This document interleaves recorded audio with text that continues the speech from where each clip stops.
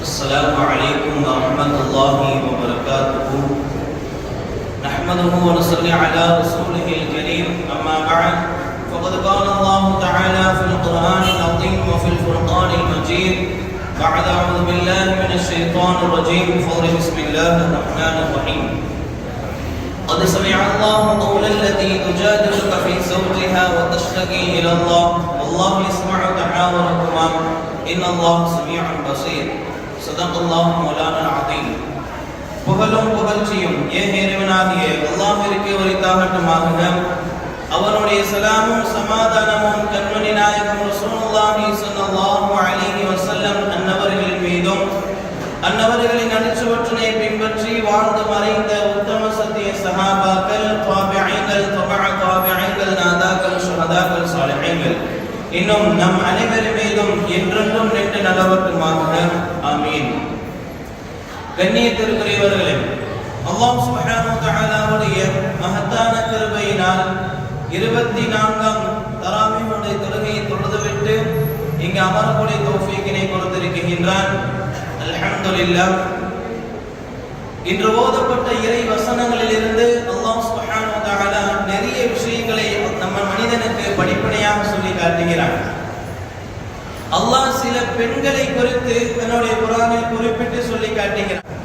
அல்லாஹ் சுப்ஹானஹு வ தஆலா எப்படி மரியம் அலைஹிஸ்ஸலாத்து வஸ்ஸலாம் அவர்களை தன்னுடைய குர்ஆனில் குறிப்பிட்டு இருக்கிறானோ, எப்படி ஃபிரௌனுடைய மனைவி ஆசியா அம்மையார் அவர்களை பற்றி தன்னுடைய குர்ஆனில் தெரிவித்திருக்கிறானோ, அந்த வரிசையில் 2 பெண்களை அல்லாஹ் சுப்ஹானஹு வ தஆலா குறிப்பிட்டு காட்டுகிறான். ஹஸரத் உமர் ரலியல்லாஹு ஆட்சி காலம் நடக்கிறது. அந்த நிலையில் ஹஸரத் உமர் ரலியல்லாஹு அவர்கள் தன் தோழர்களோடு நகரோலம் வந்து கொண்டிருக்கிறார்கள். இடையில் ஒரு மூதாட்டி வந்து ஹஸரத் உமர் ரலியல்லாஹு அவர்களுக்கு உபதேசம் செய்கிறார்கள். மிக நீண்ட நேரம் உபதேசம் செய்கிறார்கள்.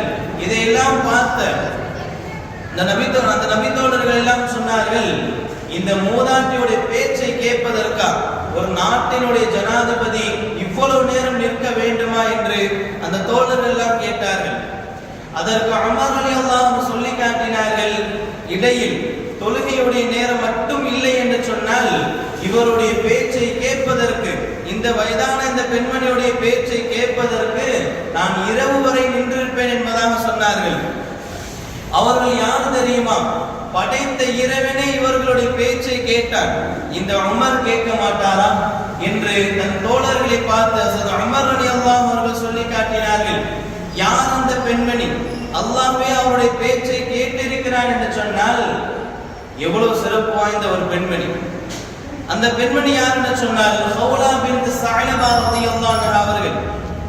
இவர்களும் இவருடைய கணவராகிய அவுஸ் பின் சாமித் ரலியல்லாஹு அவர்களுக்கு இடையில் ஒரு சிறிய தகராறு ஏற்படுகிறது, சிறிய சண்டை ஏற்படுகிறது. இந்த நிலையில் அவுஸ் பின் சாமித் ரலியல்லாஹு அவர்கள் தன்னுடைய மனைவியை பார்த்து சொல்கிறார்கள், நீ என்னுடைய தாயின் முதுகை போல என்று சொல்லி விடுகிறார்கள். ஒருவர் தன்னுடைய மனைவியை தனக்கு மகரமான பெண்ணோடு ஒப்பிட்டு கூறினால் அவர்களுக்குள் பிரிவினை ஏற்பட்டுவிடும். பிறகு அவர்களால் சேர்ந்து வாழ முடியாது. இந்த நோக்கத்திற்காக அவர் அப்படி சொல்லவில்லை. ஒரு கோபத்தில், ஒரு ஆத்திரத்தில் தன் மனைவியை பார்த்து இப்படி சொல்லிவிடுகிறார்கள். ஆனால் என்ன சட்டம்? இவர்கள் பிரிந்து விட வேண்டும் என்பதுதான். சிறிது காலம் கழிகிறது. சிறிது காலத்திற்கு பிறகு அவுஸ் பின் சாமித் ரலியல்லாஹு அவர்கள் தன் மனைவியிடத்தில் சொல்கிறார்கள், வந்து சொல்கிறார்கள், நான் சொன்னது மிகப்பெரிய ஒரு தவறு, நான் அதை உணர்ந்து கொண்டேன், மீண்டும் சேர்ந்து வாழ வேண்டும் என்று தன்னுடைய விருப்பத்தை தன் மனைவியிடத்தில் சொல்கிறார்கள்.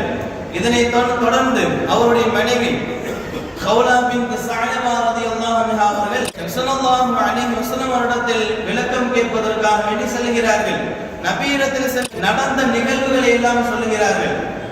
இதனை அடுத்து நபி ஸல்லல்லாஹு அலைஹி வஸல்லம் அவர்கள் சொல்கிறார்கள், உங்களுக்குள் பிரிவினை ஏற்பட்டு விட்டது, நீங்கள் சேர்ந்து வாழ முடியாது என்பதை தான் நபி அவர்கள் சொல்கிறார்கள்.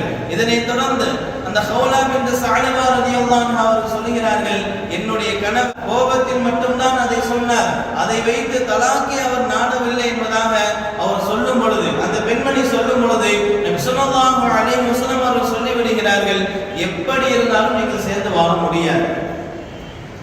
இரண்டாவது தடவை அந்த பெண்மணி சென்று இதே விஷயத்தை முறையிடும் பொழுது நபி அவர்கள் சேர்ந்து வாழ முடியாது என்பதை திரும்ப சொல்லிவிடுகிறார்கள். மூன்றாவது முறையாக நபியிடத்தில் வந்து சொல்கிறார்கள், நான் ஒரு வயதான பெண்மணி, குடும்பத்தில் யாரும் எனக்கு ஆதரவாக கிடையாது, எனக்கு சிறிய பிள்ளைகள் இருக்கிறார்கள், என்னுடைய அந்த பிள்ளைகளை என் கணவனிடத்தில் நான் ஒப்படைத்தால் அவர்கள் வீணாகி விடுவார்கள், அதே சமயத்தில் என்னிடத்தில் நான் வைத்துக் கொண்டால் அவர்கள் பசி பட்டினியால் வாடி விடுவார்கள், இப்படிப்பட்ட ஒரு இக்கட்டான சூழ்நிலையில் இருக்கிறேன் என்பதாக நபியிடத்தில் மீண்டும் வந்து கேட்கும் பொழுது நபி ஸல்லல்லாஹு அலைஹி வஸல்லம் அவர்கள் சொல்கிறார்கள், உங்களுடைய விஷயத்தில் அல்லாஹ் எந்த ஒரு தீர்வையும் சொல்லவில்லை, இதுவரைக்கும் எந்த ஒரு தீர்வையும் அல்லாஹ் வஹியாக இறக்கவில்லை என்பதாக சொல்லிவிடுகிறார்கள். தன்னுடைய இயலாமையை வெளிப்படுத்தியும் எந்த ஒரு பலனும் இல்லை என்று தெரிந்து கொண்ட அந்த ஹவுலா பின்த் ஸஅலபா রাদিয়াল্লাহு அன்ஹா இறைவனிடத்தில் முறையிடுகிறார்கள். என்ன சொல்லுகிறார்கள்? அல்லாஹ்விடத்தில் முறையிட்டு சொல்லுகிறார்கள், துஆ செய்கிறார்கள், என்னுடைய இந்த பிரச்சனைக்கான தீர்வை உன்னுடைய நபியின் நாவிலிருந்து வெளிப்படுத்து என்பதாக துஆ செய்கிறார்கள். அழுது துஆ செய்கிறார்கள். இந்த துஆ அல்லாஹ்வுடைய அர்ஷை தட்டியது, அல்லாஹ்வுடைய கவனத்தை ஈர்த்தது. இதனை தொடர்ந்து அல்லாஹ் வசனங்களை இறக்கினார். قد سمع الله قول التي تجادلك في زوجها وتشتكي الى الله. அல்லாஹ் திட்டவட்டமாக இந்த பெண்மணியுடைய அந்த பேச்சை செவிமடுத்து விட்டான் என்று அல்லாஹ் குர்ஆன் ஆயத்தை இறக்கினான். அதனைத் தொடர்ந்து நபியும் இந்த பெண்மணியும் பேசிக்கொண்ட அந்த நிகழ்வையும் நான் செவிமடுத்து விட்டேன் என்பதாக அல்லாஹ் கூறுகிறார். இதனைத் தொடர்ந்து இந்த பிரச்சனைக்கான தீர்வு என்ன என்பதையும் அல்லாஹ் குர்ஆனில் தொடர்படியாக அதை இறக்கினான். தொடர்ந்து இந்த பெண்மணிக்காக வேண்டி 4-5 வசனங்களை அல்லாஹ் இறக்கி இருக்கின்றான். அந்த வசனத்தில் அல்லாஹ் என்ன தீர்வை சொல்கிறான் என்று சொன்னால், இவர்கள் மீண்டும் சேர்ந்து வாழ வேண்டும் என்று சொன்னால் முதலில் ஒரு அடிமையை உரிமை விட வேண்டும். இதற்கு இயலவில்லை என்று சொன்னால் 60 நாட்கள் தொடர்படியாக நோன்பு வைக்க வேண்டும். அதற்கும் இயலவில்லை என்று சொன்னால் 60 ஏழைகளுக்கு உணவு வழங்க வேண்டும், பசியார உணவு வழங்க வேண்டும் என்பதாக அல்லாஹ் இறை வசனத்தை இறக்குகின்றான். இந்த மூன்றில் ஒரு விஷயத்தை செய்து சேர்ந்து வாழலாம் என்பதாக அல்லாஹ் சுப்ஹானஹு வ தஆலா இறை வசனத்தை இறக்கினான். அவர்கள் அல்லாஹ்வின் பக்கம் சார்ந்தவர்களாக இருந்தார்கள். இதனை தொடர்ந்துதான் இந்த பெண்மணியை குறித்து அல்லாஹ் இறை வசனத்தை இறக்கினான். இரண்டாவது பெண்மணி யார் என்று சொன்னால் உம்மு சுலைம் ரலியல்லாஹு அன்ஹா அவர்கள். அபூ தல்ஹா ரலியல்லாஹு அன்ஹாவுடைய மனைவி தான் உம்மு சுலைம் ரலியல்லாஹு அன்ஹா அவர்கள். நபி ஸல்லல்லாஹு அலைஹி வஸல்லம் சமூகத்திற்கு ஒரு புதிய விருந்தாளி வருகிறார்கள், வருகை தருகிறார்கள். இதனை தொடர்ந்து அபூ தல்ஹா ரலியல்லாஹு அவர்கள் அந்த விருந்தாளியை தன் வீட்டிற்கு அழைத்து செல்கிறார்கள். வீட்டிற்கு சென்று தன் மனைவியிடத்தில் கேட்கிறார்கள், சாப்பிடுவதற்கு உணவு ஏதும் இருக்கிறதா? நம்ம இடத்துல ஒரு புதிய விருந்தாளி வந்திருக்கிறார்கள், நபி அவர்கள் அனுப்பி வைத்திருக்கிறார்கள், உணவு ஏதேனும் இருக்கிறதா என்று கேட்கும் பொழுது உம்மு சுலைம் ரலியல்லாஹு அன்ஹா சொல்லுகிறார்கள், நம்முடைய குழந்தைகளுக்கு மட்டும்தான் உணவு இருக்கிறது என்பதாக சொல்லிவிடுகிறார்கள். இதனை அடுத்து அந்த புதியதாக வந்த அந்த விருந்தாளியை கௌரவப்படுத்த வேண்டும் என்ற நோக்கில் அந்த உம்மு சுலைம் ரலியல்லாஹு அன்ஹா அவர் சொல்லுகிறார்கள், நான் எப்படியாவது சமாளித்து நம்முடைய குழந்தைகளை தூங்க வைத்து விடுகிறேன், நீங்கள் அந்த விருந்தாளிக்கு விருந்து உபசரியுங்கள், அவர் நல்ல முறையில் ஒன்று விட்டு செல்லட்டும் என்பதாக உம்மு சுலைம் ரலியல்லாஹு அன்ஹா அவர்கள் இரவில் இந்தவாறு ஒரு விஷயத்தை கொடுக்கிறார்கள். இதனை அடுத்து அந்த விருந்தாளி சாப்பிட்டு சென்று விடுகிறார்கள், திருப்தியாக சென்று விடுகிறார்கள். இவர்கள் செய்த அந்த ரகசியமான அந்த தியாகத்தை அல்லாஹ் குர்ஆனில் பதிவு செய்கிறான். அதுவும் இன்று ஓதப்பட்டதுதான். அல்லாஹ் சொல்லுகின்ற வார்த்தை, வல்லதீன தபவ்வஉத் தார வல் ஈமான மின் கப்லிஹிம் யுஹிப்பூன மன் ஹாஜர இலைஹிம் வலா யஜிதூன ஃபீ சுதூரிஹிம் ஹாஜதன் மிம்மா ஊது வ யுஸிரூன அலா அன்ஃபுஸிஹிம் வலவ் கான பிஹிம் ஹஸாஸா வமன் யூக ஷுஹ நஃப்ஸிஹி ஃபஉலாயிக ஹுமுல் முஃப்லிஹூன். ஒரு பெரிய ஆயத்தை அல்லாஹ் இவர்களை குறித்து, இந்த உம்மு சுலைம் ரலியல்லாஹு அன்ஹா அவர்களை குறித்து அல்லாஹ் இறை வசனத்தை இறக்கினான். அதில் அல்லாஹ் என்ன சொல்கிறான் என்று சொன்னால், ஹிஜ்ரத் செய்து வந்தவர்களை அவர்கள் நேசிக்கிறார்கள், அவர்களுக்கு ஏதேனும் கொடுக்க நாடினால் எந்த ஒரு தாழ்வும் இல்லை என்பதை அல்லாஹ் சொல்லிவிட்டு சொல்கிறான். தமக்கு வறுமை வந்த போதும் அவர்கள் என்ன செய்கிறார்கள்? முற்படுத்துகிறார்கள். தன்னிடம் இருந்த அந்த பொருட்களை கொடுக்க முற்படுத்துகிறார்கள். என்று சொல்லிவிட்டு அல்லாஹ் சொல்லக்கூடிய வார்த்தை وَمَن يُوقَ شُحَّ نَفْسِهِ فَأُولَٰئِكَ هُمُ الْمُفْلِحُونَ. யார் கஞ்சத்தனத்திலிருந்து காக்கப்பட்டாரோ பாதுகாக்கப்பட்டாரோ அவர்தான் வெற்றி பெற்றோர் என்பதாக அல்லாஹ் சுப்ஹானஹு வ தஆலா இறை வசனத்தை இறக்கினார். இந்த இறை வசனம் உம்மு சுலைம் ரலியல்லாஹு அன்ஹா அவர்களை குறித்து தான் இறங்கியது. இப்படி இரண்டு வசனங்களும் இரண்டு தரப்பில் இரண்டு சம்பவங்களும் இரண்டு பெண்மணிகளை குறித்து இறங்கியது.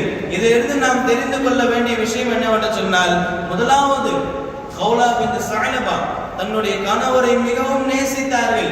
எப்படியாவது சேர்ந்து வாழ்ந்து விட வேண்டும் என்று நேசித்தார்கள்.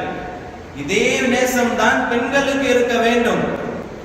அதைத்தான் இஸ்லாம் நமக்கு வலியுறுத்தி சொல்கிறது. இரண்டாவது, எல்லா விஷயமும் அல்லாஹ்வை கொண்டுதான் அவர்கள் நாடி இருந்தார்கள். அல்லாஹ்வின் மீது முழு நம்பிக்கை வைத்திருந்த காரணத்தினால் அல்லாஹ் இறை வசனத்தை இறக்கினான். அவருடைய அந்த பிரச்சனைக்கான தீர்வு உலகத்தில் கிடைக்கவில்லை, மாறாக அல்லாஹ் இறக்கினான் அவருடைய பிரச்சனைக்கான தீர்வு. இரண்டாவது, விருந்தாளிகளை நாம் உபசரிக்க வேண்டும். அதனை வைத்துதான் உம்மு சுலைம் ரலியல்லாஹு அன்ஹா அவர்களை பற்றி அல்லாஹ் சுப்ஹானஹு வ தஆலா இறை வசனம் இறக்கினார்.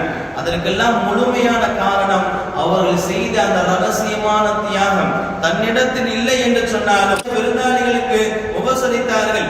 அதனை வைத்துதான், அந்த தியாகத்தை வைத்துதான் அல்லாஹ் சுப்ஹானஹு வ தஆலா இறை வசனத்தை இறக்கினார். நாமும் அதே போன்றுதான் இருக்க வேண்டும். அல்லாஹ் சுப்ஹானஹு வ தஆலா அந்த இரண்டு பெண்மணிகளை போன்று நம்முடைய பெண்களை அல்லாஹ் ஆக்கி தந்தர் புரிவானாக. வாஹ்ர தஅவானா அல்ஹம்துலில்லாஹி ரப்பில் ஆலமீன். அஸ்ஸலாமு அலைக்கும் வ ரஹ்மத்துல்லாஹி வ பரகாத்துஹு.